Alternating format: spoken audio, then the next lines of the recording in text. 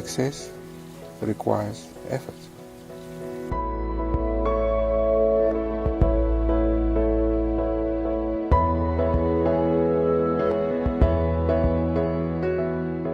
It took away from me the luxury of the illusion of a perfect relationships. Yes, I categorize myself as a successful person, yes. It took away from me the luxury of the illusion of a perfect relationships. Do you understand this? Can you please go a little deeper into that? Okay. It took away from me the luxury of believing there is a normal, perfect relationships out there in the world. And it took away from me the luxury of believing there is a perfect life, like working 9 to 5, have a family, have children, everything is perfect like you see in the films. It took that illusion away from me. And my life is flowing, so I don't conform to a certain way of living. So it took away from me that being normal, let's say, if that makes any sense. According to people's perceptions of Yes, normal. according to what they expected of us to be like. So the things that you see, how perfect families, perfect people, perfect life is, actually I don't have. And I think it's an illusion. So it took that away from me.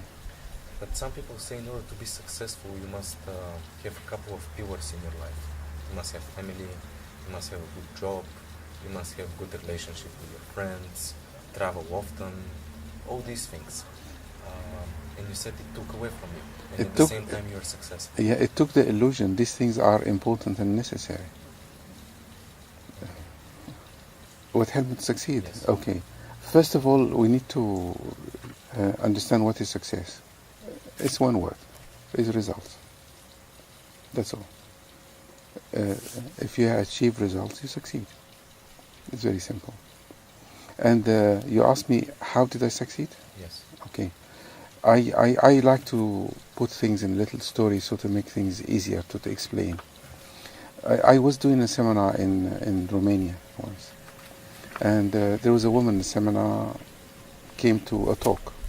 Sorry, before the seminar. She came to a talk. And she said to me, tell me, how did you succeed? How did you become rich? How did you do this?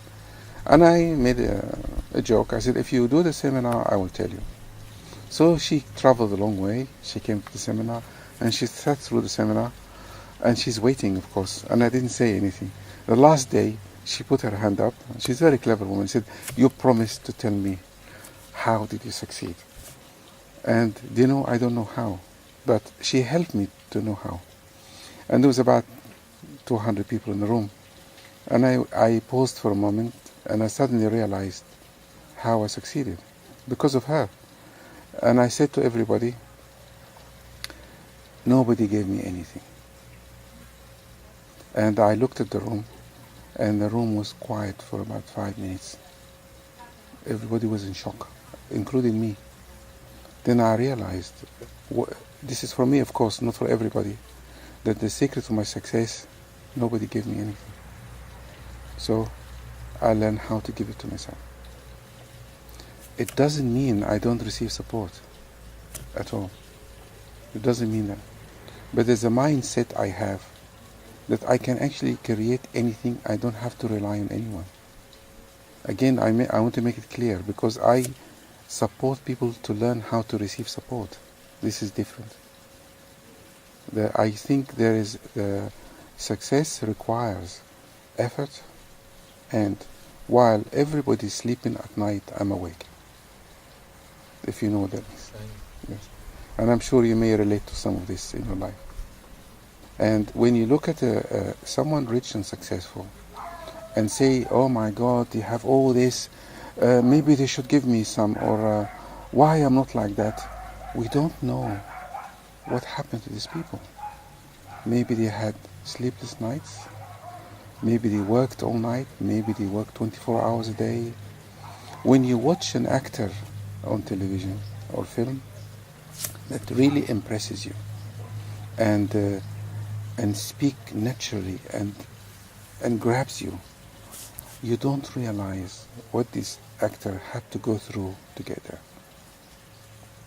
And the metaphor to use is every shot on a film, a minute can take a day. But we see the final product. So basically, success requires effort. It's true, you can achieve it. It's true, it's easy to achieve it, but also you do something to get it. So the bottom line for me is, nobody came and say, here it is, you can take this. Take it without any effort. That relates kind of to stoicism, that obstacle actually is the way. And when you see obstacles, it means that you're on the right path. Obstacle could be the way to success, not on the way to success. They are not blocking you, they are the way. They are not blocking you. In fact, I don't wish obstacles to come to my life, but if they come, they are part of the journey. We read about these things a lot, but when they face us, it's different. Because we have a lot of knowledge at the moment about everything. But really, the real test is what you do when it actually happened to us. Speaking about obstacles and stoicism, Yes. Do you remember the darkest moment of your professional career? Yes, very well. Can you share it with us? Of course. And what did you take away from it? I started doing the seminars in England. Yes, first time. And my English wasn't so good. And then I had to stand in front of a lot of people, English people, middle class, speak very well, and I nervous, and I stutter on my words, and one of the darkest moments, somebody put their hand up and he said to me, "Why didn't you go and learn English before you do this job?" In front of 200 people sitting in the room. You cannot imagine how painful that was, really. And somebody stood up and said, "I don't know what you're talking about." They told me this. And then I went home and I thought, really, do I really need to do this or what? And this was the darkest moment ever. There is a reason behind all this, because when I was young, maybe I was 6 or 7, our country had been bombed by the British and Israelis, and the first time ever in my life I see Englishman was the pilot of aeroplane. The airplane was shot down, and he landed in front of our house. First time in my life, like a white man, blonde hair, landed in a parachute, and when he landed, everybody ran to catch him, and I happened to be turning a corner, and everybody walking towards me, and I saw this man, and I thought, really, English people come from the sky. I really thought so. And I thought, these people are amazing. They really live in another planet, and they are so intelligent. And then I go to England, and I stand in front of these people, trying to teach them something. Of course, even my little English failed to hold together because of my nervousness. And when this moment happened, and I went home, and I found out that I keep going back to these courses when I'm getting this feedback from people. And I asked myself, why I keep going there? So I rang a friend of mine, very close friend, and I was devastated. And I said to her, help me. Can you answer this question for me? Because I cannot answer it. Why do I keep going back there? And she said one line that changed my life completely. She said, the reason you go back because you know you can. That's it. I know where something in me know I can. And this sentence I carry with me everywhere. I have a dyslexia. You know what dyslexia is? Yes. I cannot write. And I could not speak very well. I went through the interview by accident, obviously. This is one of the things that always happen. And the first report I've written was, I spelled the name of the college wrong. The name already. And they pulled me up and they told me, we made a mistake. You should leave. And they, in fact, changed the law because of me. After that, they put in a lecture, you have to have an English certificate because you enter the university. And I said, I really want to do this. I'm not going because I want to do it. They said, you really can't even speak. And this is a psychology, and it's one of the top universities in England. And there was a meeting with the staff, and there was a woman sitting there, a professor in language, and she looked at me and said, I am so moved by you. I will help you. I will help you. I will teach you for free. And she volunteered her time. Now, I'm going to cut the story short. This was many years ago. I am one of, in 15 years, one of two people who reached the highest level ever in this university. And they invited me to teach in the end. Nobody reached that level. I reached the top doctoral degree in this university when they asked me to leave. Unbelievable, really. And they insisted it is impossible for me to actually pass the first year alone. And this is what happened. And this is the obstacle that we face. I sat in lectures at the university. I didn't even understand what's going on. And I couldn't even ask questions. So what I have done, I got a recorder, I put it in the front. I recorded every lecture for 5 years. 5 years. Every night, I sat and transcribed every single lecture, and with a dictionary next to me. Yes, and I have learnt English and a degree at the same time. And the dropout rate is so high. We started with 120, we ended up 20, and I sat next to people who have degrees before English, middle class, and they told me, this is too difficult, I can't do it. And I was the only person who could not understand what's happening in the room as well.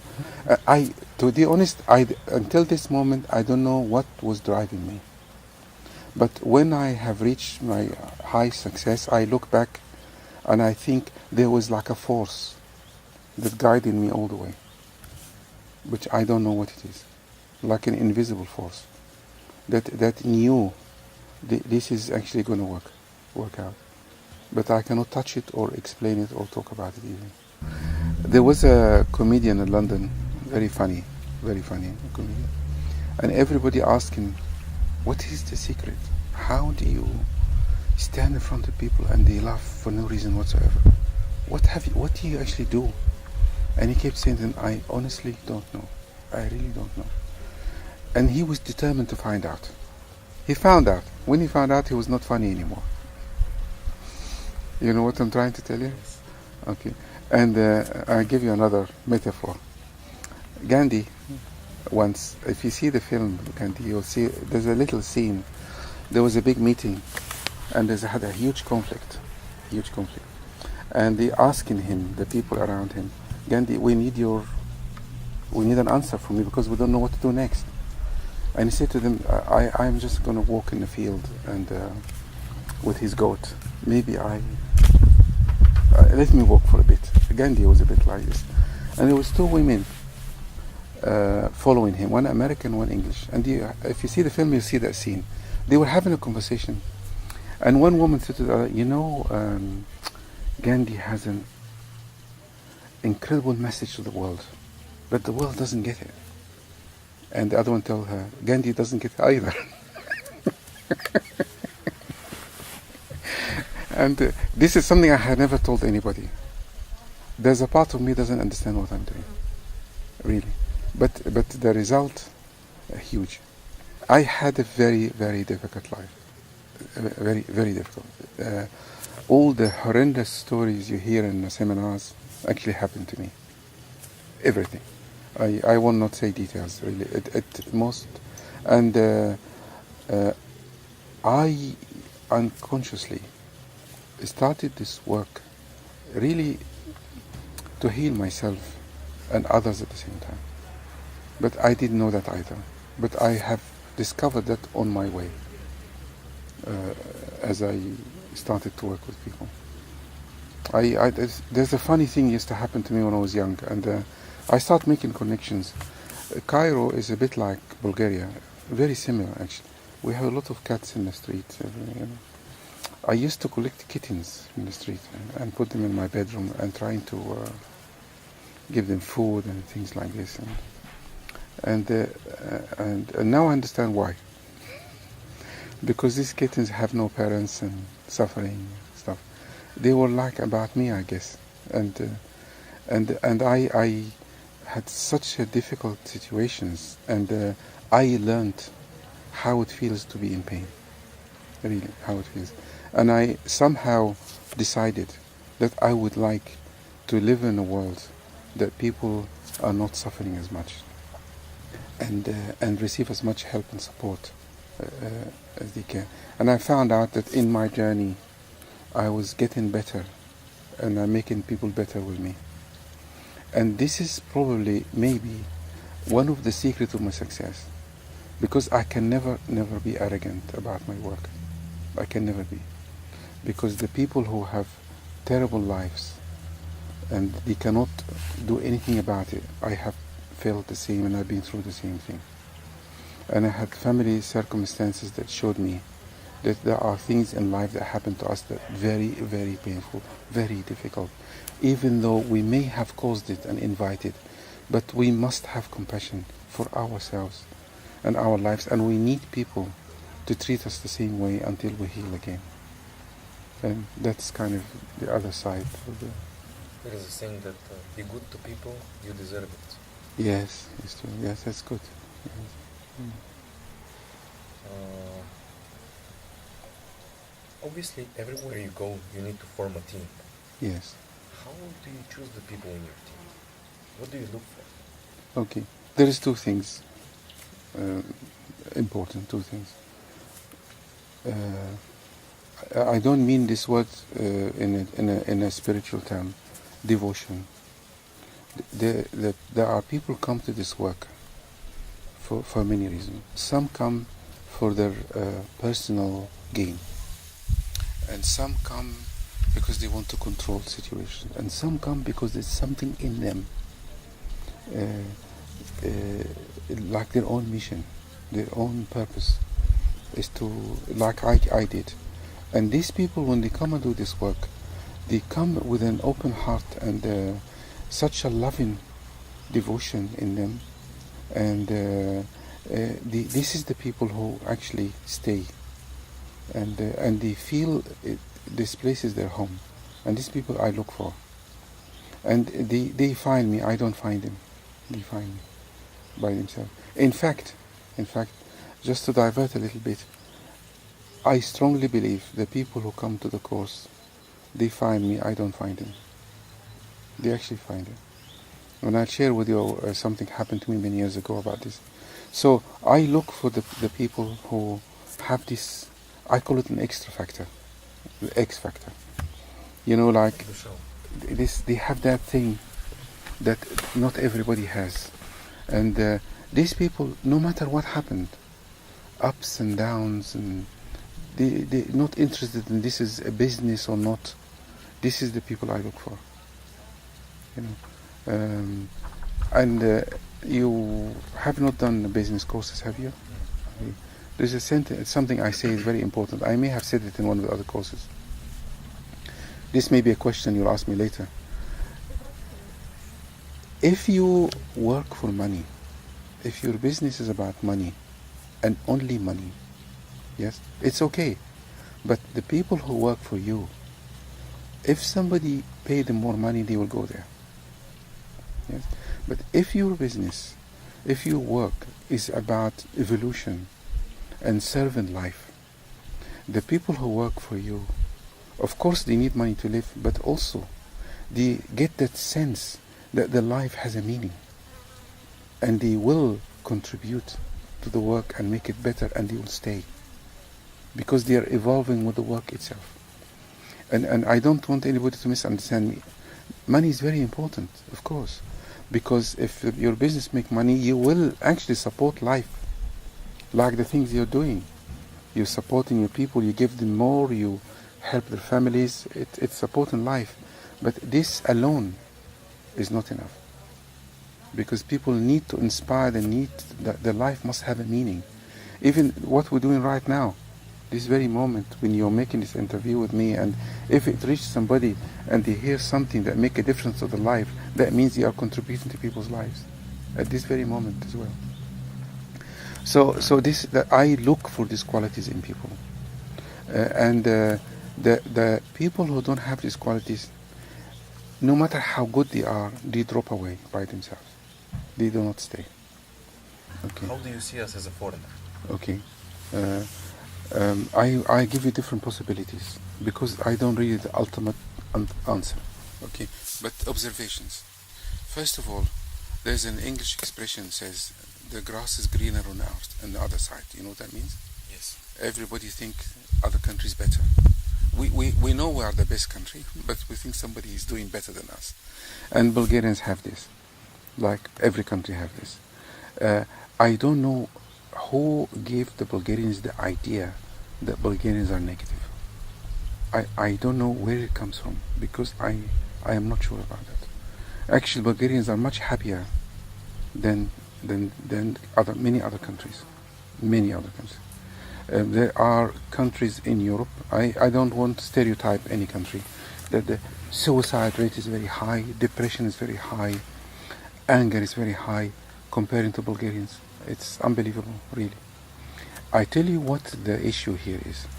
I can give you the advantage and disadvantages of what my observations. I'll start with disadvantage first. There seem to be, in some countries in Eastern Europeans, after the maybe communism, after these regimes that have been like the big brother controlling everything, there is maybe a mindset emerged that somebody up there must do everything for me. So there is an expectations that somebody out there must come and give us something. So not everybody, but many people in some Eastern European countries. And they expect that they don't have to fight for everything because there is somebody need to provide this for us. Not successful people, entrepreneurs, they are thinking different ways. But I think this is maybe behind why there's a belief that Bulgarians are lazy and not working. But let's go to the positive side about Bulgaria. I actually saw Bulgarians' intelligence is very high and very clever, and you have an extremely unique position. It does not exist in many countries in the world. Very unique. Now, you know, the world can be dissected into two extremes. There is a group culture and there's an individual culture. The extreme individual culture you see in the extreme West, when everybody think of themselves. I have to achieve this, I have to get this, I have to get... The group culture, everybody think of the group. So people live in groups. This is the East. Both extremes have their own advantages and disadvantages. The group culture is really, you cannot emerge and you cannot be very enterprising, and you are at the mercy of what people think about you. Yes? And you have some of this here. And in the individual culture, people don't care. I will do this. What people think of me, it doesn't matter. I can be gay, I can be this, I can divorce, I can succeed, I don't care. It's the two, and everybody think, what is it for me? In a group culture, I think of my people. See? Now Bulgaria is in the middle, in fact. Being in the middle, it gives you great advantage because you can get the best of both. But you can also get the worst of both as well. So you have a very unique position here. I hope Bulgarians understand this. You have the great quality of separating religion from politics. Yet you still have the connection people have with the groups and people and families. So this will disappear, by the way, in time, because there is a feeling we need to be like the West. And Bulgarians are losing this wonderful balance, and they moving so fast to the West and be like the West, you see. But we're losing it very quickly. And if this can be maintained, it's very powerful. That if people understand, now I tell you where things go wrong. There's a complete contradiction in what I'm going to tell you. Group culture cannot work together. Individual culture can work together. So in Germany, in a factory, yes, people follow what's supposed to be done. So they work in a group. Here, everybody think in a different way. You see? So they cannot work together. So the message for Bulgarians, if they can work together, they will be one of the most powerful countries in the world.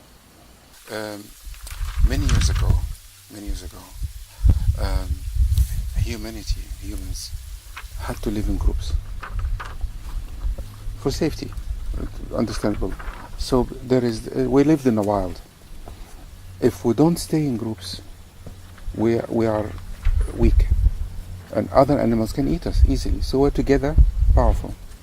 So what started to happen is the group started to fall apart because we start learning how to defend ourselves without the group, weapons.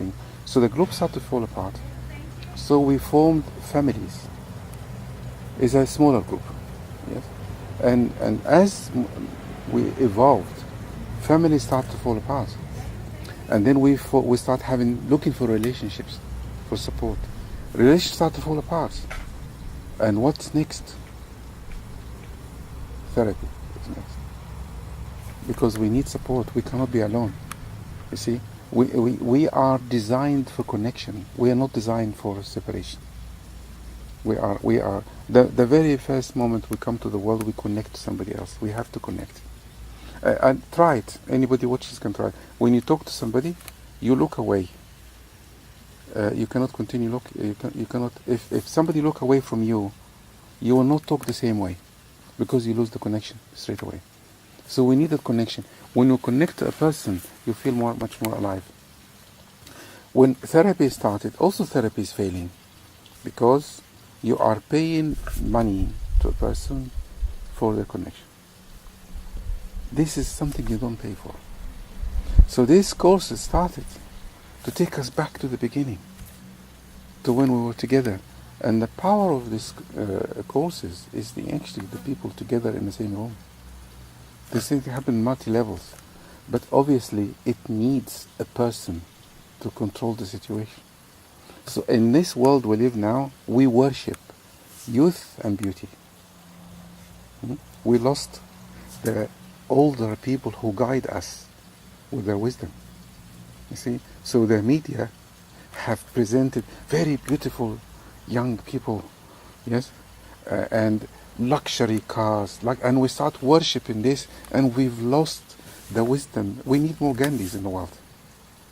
See? So the person who run the course represent the father we're looking for, the mother we're looking for, that will make us feel safe.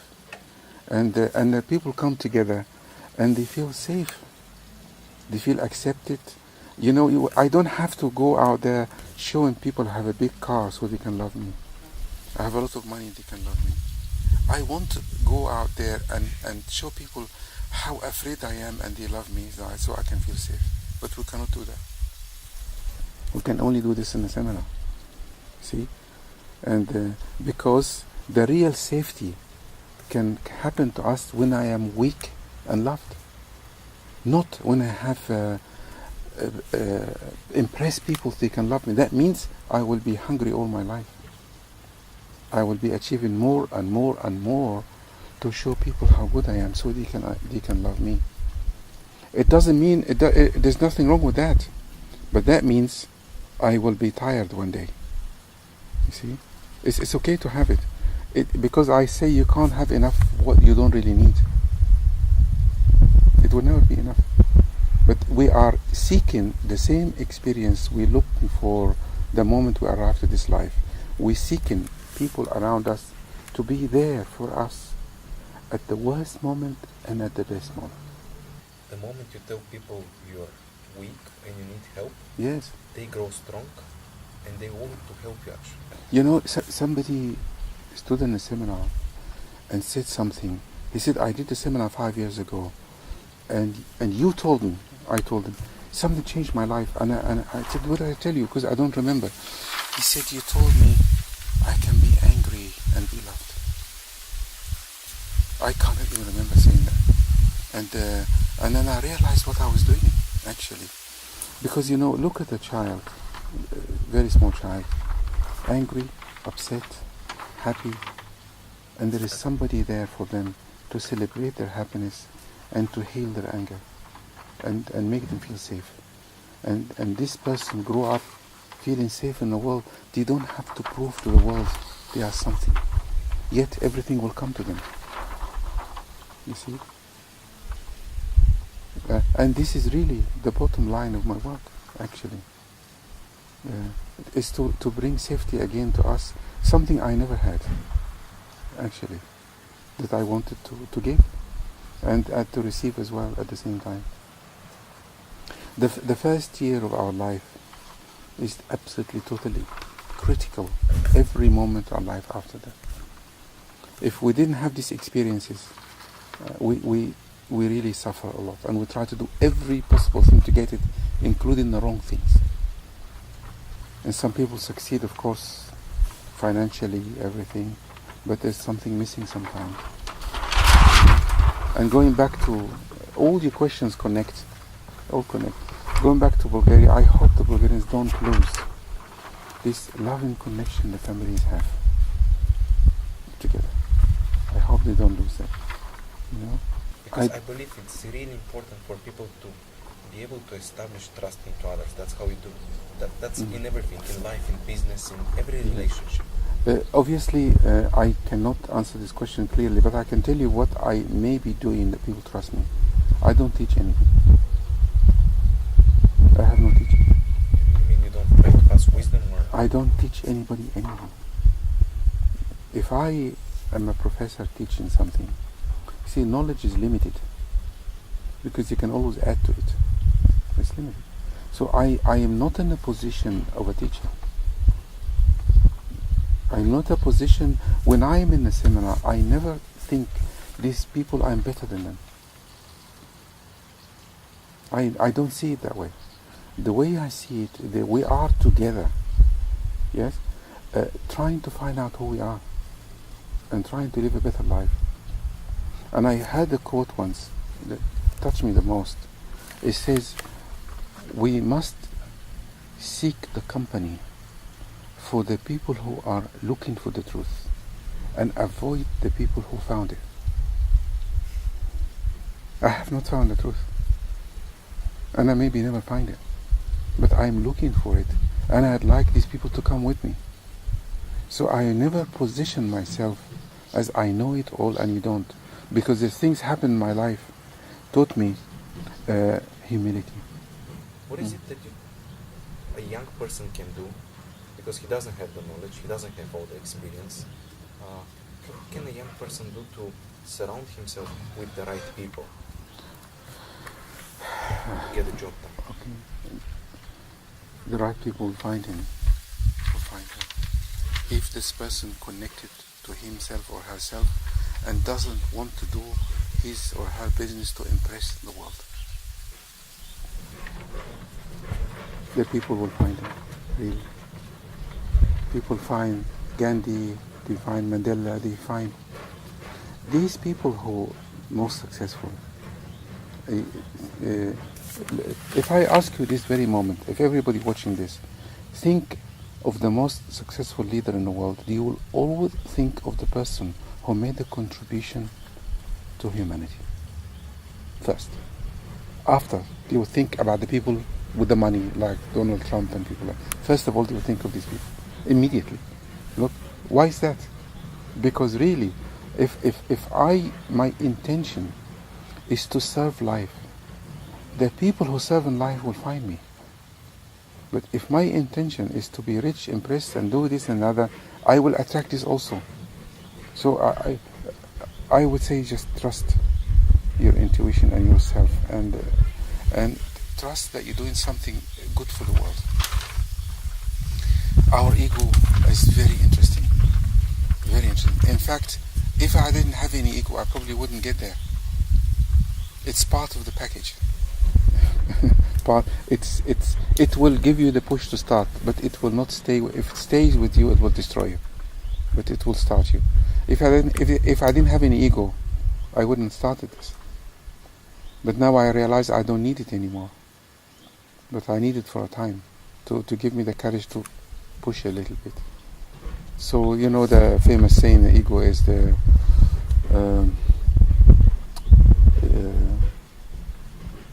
a great servant and a lousy master. You know, it's both at the same time. So I would say to these people, if you have something to offer, trust that, and the right people will come. And don't try to change the world. That's very important. Try to serve the world. Serve the world, but don't change the world. They're two different things. What was your inspiration as a child, and what inspires you now? Like when you were a small kid. I was absolutely fascinated about how our brain works.